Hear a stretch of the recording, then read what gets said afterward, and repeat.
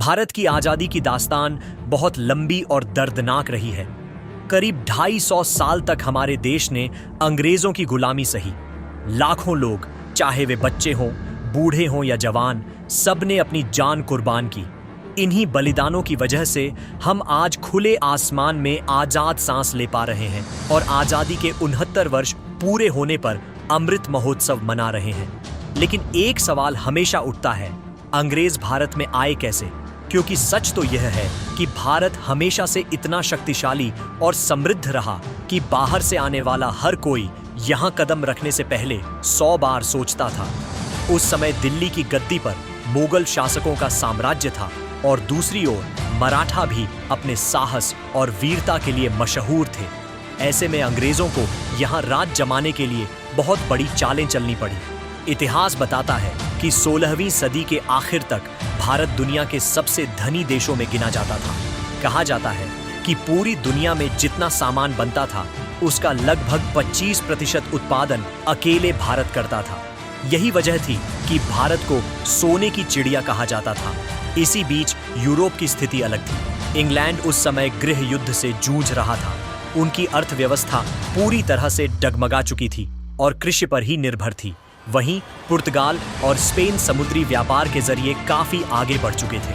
हालत इतने खराब थे कि अंग्रेज नाविकों को जीने के लिए पुर्तगाली जहाजों को लूटना पड़ता था। इसी दौर में कुछ अंग्रेज यात्रियों को भारत की अपार संपदा के बारे में पता चला। खबर तेजी से ब्रिटिश दरबार तक पहुंची। 31 दिसंबर 1600 को करीब 200 अंग्रेज व्यापारियों ने एक कंपनी बनाई जिसका नाम रखा गया ईस्ट इंडिया कंपनी। महारानी एलिजाबेथ प्रथम ने भी इस कंपनी को पूरा समर्थन दिया। उधर भारत में अकबर की मौत हो चुकी थी और उसके बेटे जहांगीर ने गद्दी संभाली थी। 1608 में अंग्रेज कैप्टन विलियम हॉकिंस अपने जहाजों के साथ सूरत पहुंचा। उसने जहांगीर से व्यापार करने की इजाजत मांगी। शुरुआत में बादशाह ने इनकार कर दिया क्योंकि पुर्तगालियों का दबाव भी था, लेकिन अंग्रेज लगातार कोशिश करते रहे और समय समय पर कीमती तोहफे भी पेश करते रहे। आखिरकार जहांगीर झुक गया और अंग्रेजों को भारत में व्यापार करने की मंजूरी दे दी। यही मंजूरी भारत के लिए सबसे बड़ी गलती साबित हुई। अंग्रेजों ने सूरत, बंबई, मद्रास और पटना जैसे शहरों में अपनी फैक्ट्रियां खोल ली। शुरू में उन्होंने स्थानीय लोगों को रोजगार दिया और ऊंची तनख्वाह देकर प्रभावित किया। कई भारतीय व्यापारी भी उनके साथ जुड़ गए, लेकिन धीरे धीरे ईस्ट इंडिया कंपनी का लालच बढ़ता गया।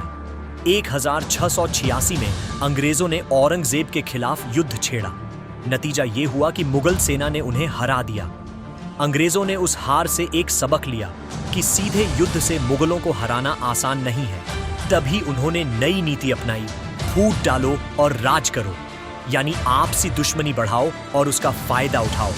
औरंगजेब की मौत 1707 में हुई।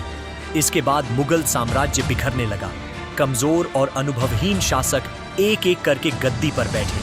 वे बार बार नियम बदलते और देश को स्थिरता नहीं दे पाए। अंग्रेजों ने इसका फायदा उठाया। 1720 के दशक तक अंग्रेजों ने मुगलों से करार कर लिया कि वे मामूली सी सालाना फीस देकर टैक्स से बचकर व्यापार कर सकेंगे। इस बीच 1739 में फारस के शासक नादिर शाह ने भारत पर हमला कर दिया। दिल्ली तक पहुंच गया और लगभग 2 करोड़ रुपए व बेशकीमती गहने हीरे लूट लिए। मुगल सत्ता इतनी कमजोर हो चुकी थी कि उसे रोक भी न सकी। इसी कमजोरी का फायदा उठाते हुए अंग्रेजों ने सबसे पहले बंगाल पर नजर डाली। 1757 में प्लासी की लड़ाई हुई। इस जंग में बंगाल के नवाब सिराजुद्दौला बहादुरी से लड़े, लेकिन उनके सेनापति मीर जाफर अंग्रेजों के साथ मिल गए। परिणाम ये हुआ कि अंग्रेजों की जीत हुई और मीर जाफर को बंगाल का नवाब बना दिया गया।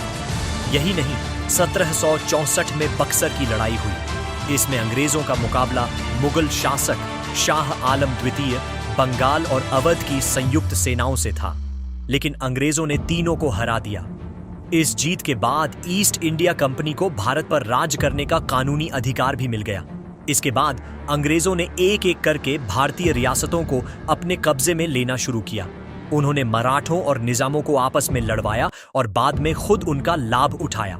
इस तरह 18वीं सदी के अंत तक भारत का बड़ा हिस्सा उनके नियंत्रण में आ चुका था। अब अंग्रेज सिर्फ व्यापारी नहीं रहे बल्कि हुक्मरान बन गए थे। उन्होंने टैक्स और कानून अपनी मर्जी से लगाए और भारत की दौलत को धीरे धीरे लूट लिया। कई बड़े जमींदारों और समाज सुधारकों को भी उन्होंने अपने पक्ष में मिला लिया। 1857 में जब स्वतंत्रता संग्राम शुरू हुआ तो कई वीर सपूतों ने अंग्रेजों को हिलाकर रख दिया, लेकिन विश्वासघात ने इस क्रांति को दबा दिया। अंत में आखिरी मुगल बादशाह बहादुर शाह जफर को कैद कर रंगून भेज दिया गया और उनके परिवार को खत्म कर दिया गया। इसके साथ ही भारत पूरी तरह से अंग्रेजों की गुलामी में चला गया। दोस्तों, ये थी वो दर्दनाक गाथा जिसमें मुगलों की चूक और अंग्रेजों की चालाकी ने हमारे देश को 250 साल तक गुलाम बना दिया।